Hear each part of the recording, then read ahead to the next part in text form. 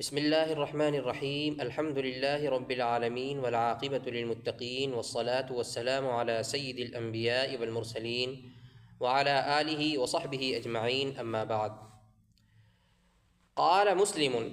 واشباہ ما ذکرنا من کلام اہل العلم فی متہمی رواة الحدیث واخبارہم عن معایبہم کثیر یطول الکتاب بذکرہ علی استقصائہ۔ حضرت امام مسلم رحمۃ اللہ علیہ فرماتے ہیں کہ متہم روات حدیث کے سلسلے میں اہل علم کا اس قسم کا کلام جو ہم نے ذکر کیا، وہ اخبارہم عن معایبہم، اور ان ائمہ کا اطلاع دینا یا ان ائمہ کا بتلا دینا روات کے عیوب کے بارے میں،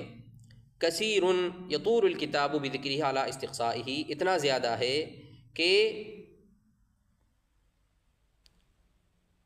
کتاب لمبی ہو جائے گی اس کا بالاستقصاء ذکر کرنے سے، یا یوں ترجمہ کریں کہ ان سب کا احاطہ کرنے سے کتاب لمبی ہو جائے گی۔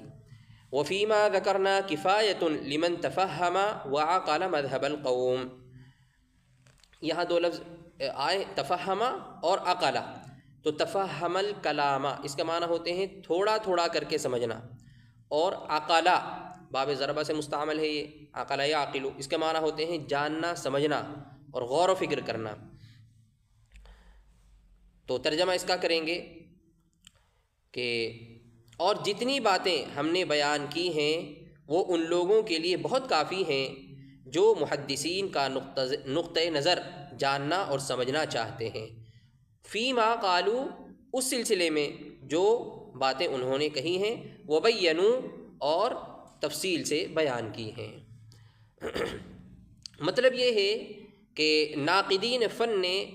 ضعیف روات کے بارے میں جو جارحانہ باتیں کہی ہیں وہ بہت زیادہ ہیں، بالاستقصاء ذکر کیا جائے تو کتاب طویل ہو جائے گی۔ ہم نے تو یہاں چند نمونے دکھائے ہیں۔ وَإِنَّمَا أَلْزَمُوا أَنفُسَهُمْ الْكَشْفَ عَنْ مَعَایِبِ رُوَاةِ الْحَدِيثِ وَنَاقِلِي الْأَخْبَارِ۔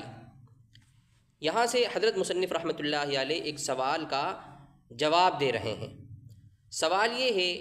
کہ ناقدین حدیث کو روات کے عیوب ظاہر کرنے کی ضرورت ہی کیا پیش آئی؟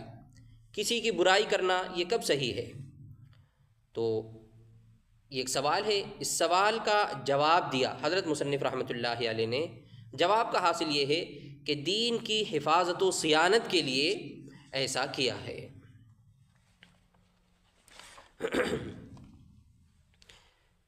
اس سوال اور جواب کی مزید تشریح یہ ہے کہ ضعیف راویوں کے عیوب کو کھولنا اور ان پر جرح کرنا یہ غیبت نہیں ہے، غیبت محرمہ، بلکہ یہ ایک دینی فریضہ ہے۔ بعض لوگ یہ خیال کرتے ہیں کہ اگر کسی امام نے، ائمہ جرح و تعدیل میں سے کسی امام نے کسی راوی کے عیب کو کھول دیا، اس پر جرح کر دی، تو یہ غیبت ہو گئی۔ نہیں، یہ غیبت نہیں ہے، بلکہ یہ ایک دینی فریضہ ہے۔ چنانچہ حضرت امام احمد رحمۃ اللہ علیہ نے کسی ضعیف راوی کے اوپر جب جرح کی تو ان سے یہ کہا گیا، یا شیخ لا تغتب العلماء، حضرت علماء کی آپ غیبت نہ فرمائیے۔ تو جواب میں حضرت امام احمد رحمۃ اللہ علیہ نے فرمایا، ویحک ھذا نصیحۃ ولیس ھذا غیبۃ،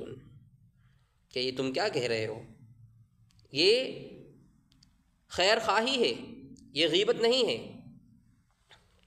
ایسے ہی حضرت عبداللہ بن المبارک رحمۃ اللہ علیہ نے کسی ضعیف راوی کے اوپر جرح فرمائی تو ان سے بھی کہا گیا، یعنی ان کے اوپر اعتراض کیا گیا کہ آپ نے تو حضرت غیبت کر دی، تو آپ نے جواب میں فرمایا، اسکت، خاموش رہو، اذا لم نبین کیف یعرف الحق من الباطل، اگر ہم بیان نہیں کریں گے، یعنی ضعیف راوی کے عیب کو کھول کر لوگوں کے سامنے بیان نہیں کریں گے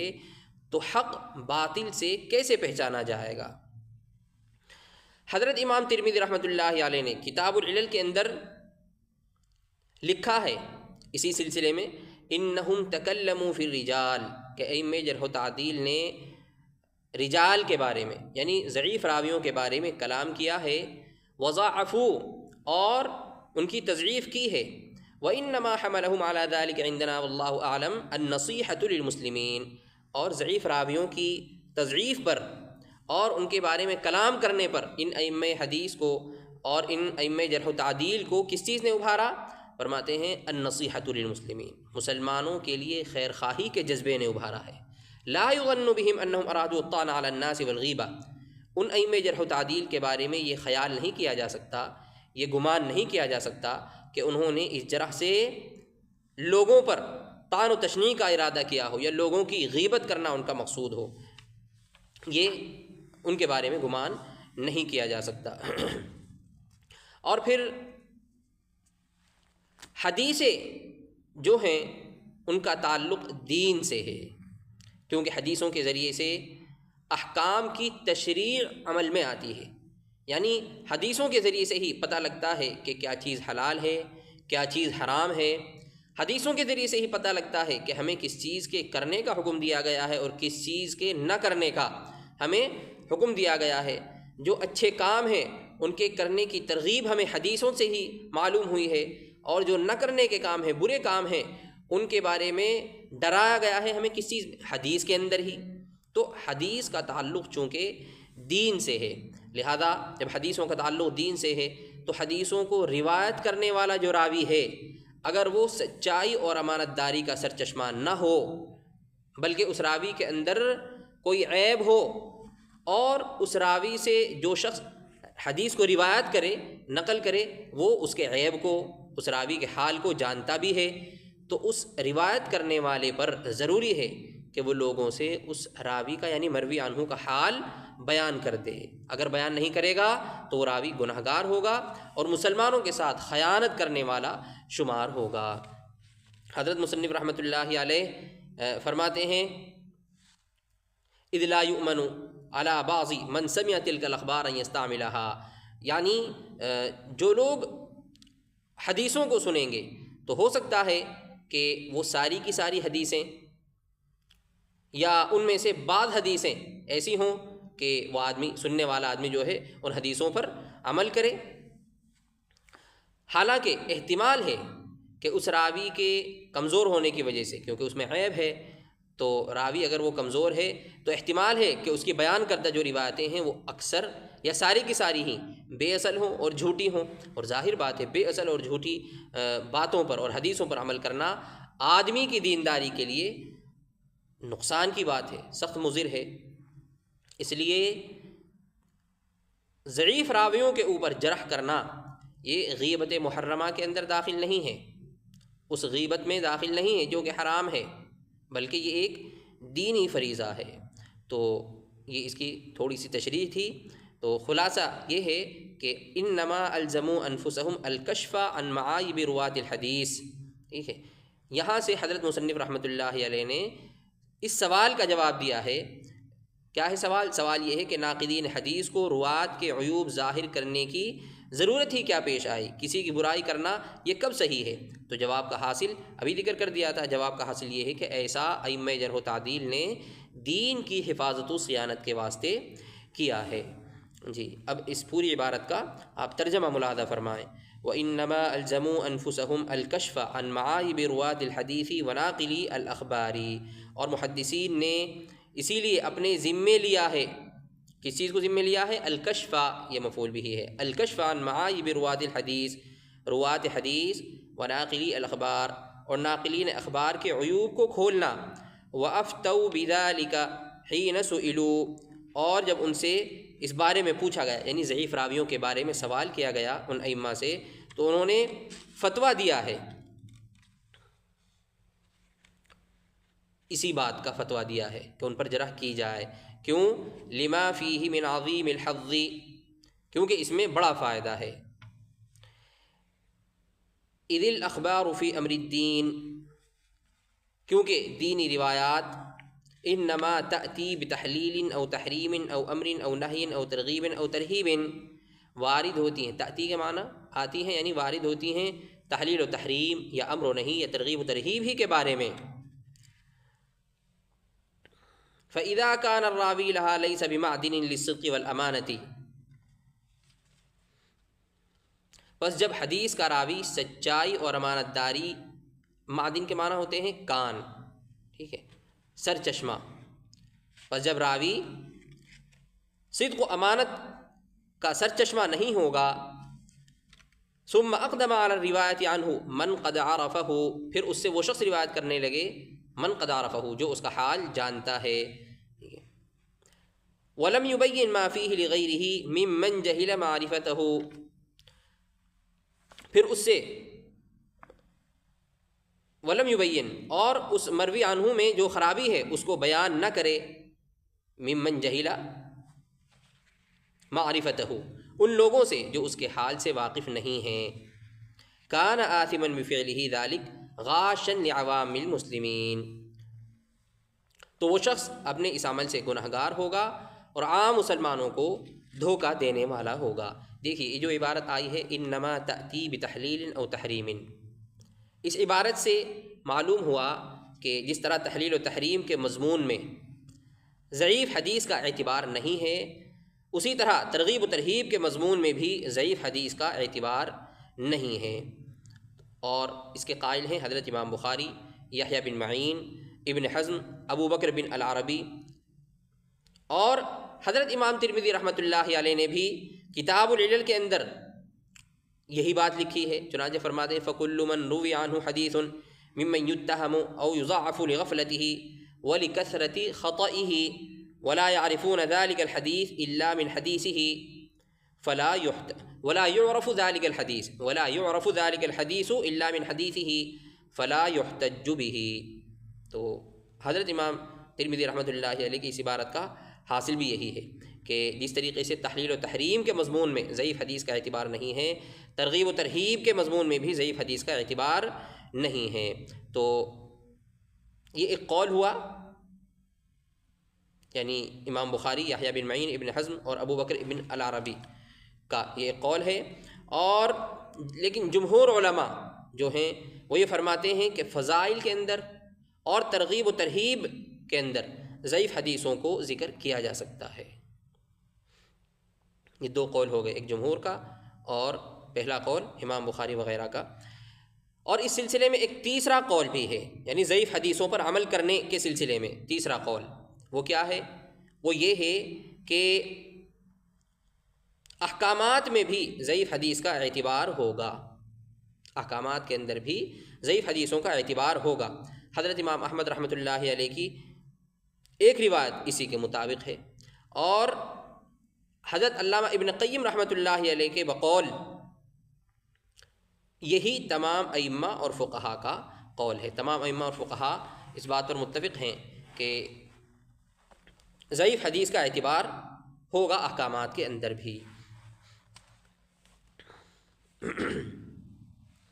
اذ لا يؤمن على بعض من سمع تلك الاخبار ان يستعملها او يستعمل بعضها ولعلها او اكثرها اكاذيب لا اصل لها، کیونکہ اس کا اطمینان نہیں کیا جا سکتا کہ بعض وہ لوگ جو یہ حدیثیں سنیں سب پر یا بعض پر عمل کریں، اور ہو سکتا ہے کہ وہ سب یا ان میں سے کچھ احادیث جھوٹی اور بے اصل ہوں۔ ما ان الاخبار الصحاح من روایت الثقات واہل القناعۃ اکثر من ان یضطر الى نقل من لیس بثقۃ ولا مقنع، باوجود کہ صحیح حدیثیں معتمد اور قابل اطمینان راویوں کی روایت سے اتنی زیادہ ہیں کہ غیر ثقہ ناقابل اعتماد لوگوں کی روایتوں کو قبول کرنے کی کوئی مجبوری نہیں ہے۔ تشریح اس کی ترجمے سے پہلے ہی آپ نے ملاحظہ فرما لی ہے۔ ایک بات اب یہاں اذ لا یؤمن علی بعض من سمع تلک الاخبار، یہاں اس عبارت کی تشریح حضرت شیخ جونپوری رحمۃ اللہ، شیخ یونس جونپوری رحمۃ اللہ علیہ نے اپنے درسی افادات میں اس عبارت کی درسی تقریر یہ فرمائی ہے کہ ابن رجب رحمۃ اللہ علیہ فرماتے ہیں کہ حضرت امام مسلم رحمۃ اللہ علیہ کے یہاں احتجاج بالضعیف فضائل تک میں جائز نہیں ہے۔ حضرت فرماتے ہیں کہ ضعیف کی دو قسمیں ہیں، یعنی حدیث ضعیف کی دو قسمیں ہیں۔ نمبر ایک، ضعیف شدید الضعف، یعنی جس حدیث کا راوی متروک ہو یا منکر الحدیث ہو یا متہم ہو، اور دوسری قسم ہے حدیث غیر شدید الضعف۔ تو جو پہلی قسم ہے یعنی ضعیف شدید الضعف، اس سے تو احتجاج کسی کے یہاں بھی جائز نہیں ہے۔ اور جو حدیث غیر شدید الضعف ہے اس کے بارے میں تفصیل ہے۔ تفصیل یہ ہے کہ ضعف اگر ہلکے درجے کا ہے یعنی ضبط میں کمی ہے تو وہ روایت حسن کے درجے کی ہے، اور اگر ضبط میں اتنی کمی ہے کہ اس پر اعتماد نہیں ہے تو پھر اس کے ساتھ دوسرا راوی اگر مل جائے گا تو اس حدیث میں، اس ضعیف حدیث میں قوت پیدا ہو جائے گی۔ تو حضرت امام مسلم رحمۃ اللہ علیہ نے یہاں حدیث شدید الضعف کو مراد لیا ہے، ٹھیک ہے، حدیث ضعیف شدید الضعف کو حضرت امام مسلم رحمۃ اللہ علیہ نے یہاں مراد لیا ہے۔ اور اس کی دلیل کیا ہے؟ اس کی دلیل ان کا یہ کلام ہے جو یہاں لیس معدن للصدق والامانہ، یعنی راوی متہم ہے۔ تو یہ غور بعض علماء نے نہیں کیا، ٹھیک ہے، غور نہ کرنے کی وجہ سے کیا نقصان ہوا؟ نقصان یہ ہوا کہ جو مشہور مؤلف ہیں حضرت علامہ البانی رحمۃ اللہ علیہ، انہوں نے اسی پر اپنا مذہب رکھ دیا ہے، یعنی وہ کہتے تھے کہ ضعیف روایات پر عمل جائز نہیں ہے، اور انہوں نے تمام کتب سنت میں صحیح ضعیف کا درجہ قائم کر کے ایک بے اعتمادی کا بہت بڑا دروازہ انہوں نے کھول دیا ہے۔ جی، ایک مسئلہ یہاں پر اس عبارت کے ضمن میں یہ ہے کہ جرح و تعدیل کا حق کس کو ہے؟ تو سمجھنا چاہیے جرح و تعدیل کا حق عارف کو ہے، جو جاننے والا ہو اس کو ہے، اور ساتھ ساتھ ضرورت بھی اس کی داعی ہو، ضرورت بھی ہو جرح کرنے کی، بلا وجہ کسی پر جرح کرنا جائز نہیں ہے۔ اور یہ مسئلہ ہو گیا۔ دوسرا مسئلہ، ایک اور چھوٹا مسئلہ یہ ہے کہ جارح میں عدد شرط ہے یا نہیں؟ تو جارح میں عدد کی شرط بعض کے نزدیک ہے اور بعض کے نزدیک شرط نہیں ہے۔ اور پھر سبب جرح کو بیان کرنا کیا ضروری ہے؟ تو بعض کے نزدیک ضروری ہے اور بعض کے نزدیک سبب جرح کو بیان کرنا ضروری نہیں ہے۔ حضرت قاضی ابو بکر ابن الباقلانی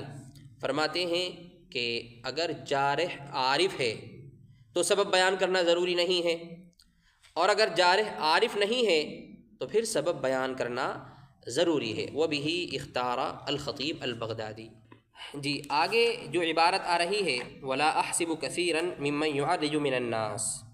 اس میں حضرت مصنف رحمۃ اللہ علیہ کیا بیان کر رہے ہیں؟ تو اس عبارت کا ما قبل والی عبارت سے پہلے ایک مرتبہ ربط آپ ملاحظہ فرما لیں، یعنی ابھی ما قبل میں راویوں پر جرح کرنے کی وجہ بیان کی گئی تھی کہ اگر کوئی راوی سچائی اور امانت داری کا سرچشمہ نہ ہو بلکہ وہ ضعیف اور منکر روایات کو بیان کیا کرتا ہو تو ایسے راوی کا حال جاننے والے شخص پر لازم ہے کہ وہ اس راوی کا یعنی مروی عنہ کا حال لوگوں سے بیان کر دے۔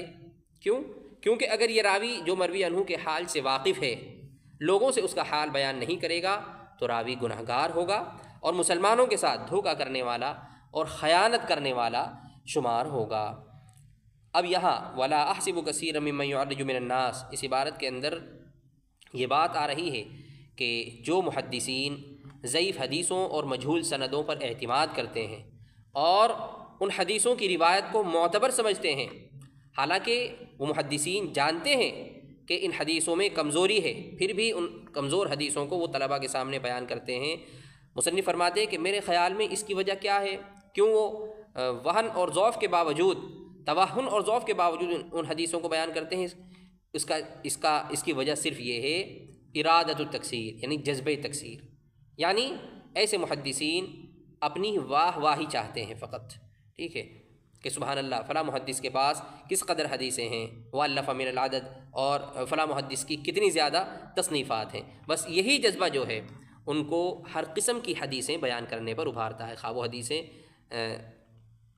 کیسی بھی ہوں۔ یعنی حضرت مصنف فرمانے من هذه الاحادیث الضعاف والاسانید المجہولۃ کہہ رہے ہیں۔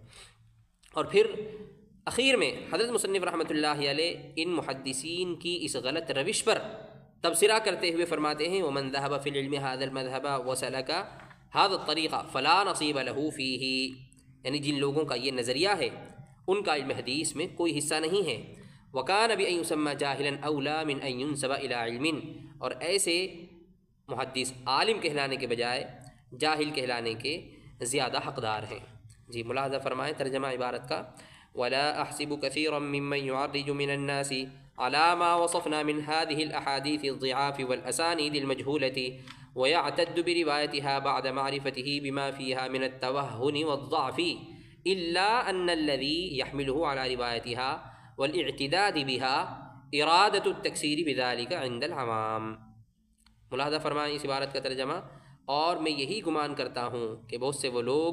جو اعتماد کرتے ہیں، عرج علیہ کے معنی ہوتے ہیں اعتماد کرنا، جو اعتماد کرتے ہیں ان ضعیف حدیثوں پر اور مجہول سندوں پر جن کا حال ہم نے پہلے بیان کیا ہے، وَيَعْتَدُّ بِرِوَایَتِهَا، اور ان کو قابل روایت سمجھتے ہیں، بعد معرفتہ بما فیہا من التوہن والضعف، اس ضعف اور کمزوری کو جانتے ہوئے جو ان روایات میں ہیں،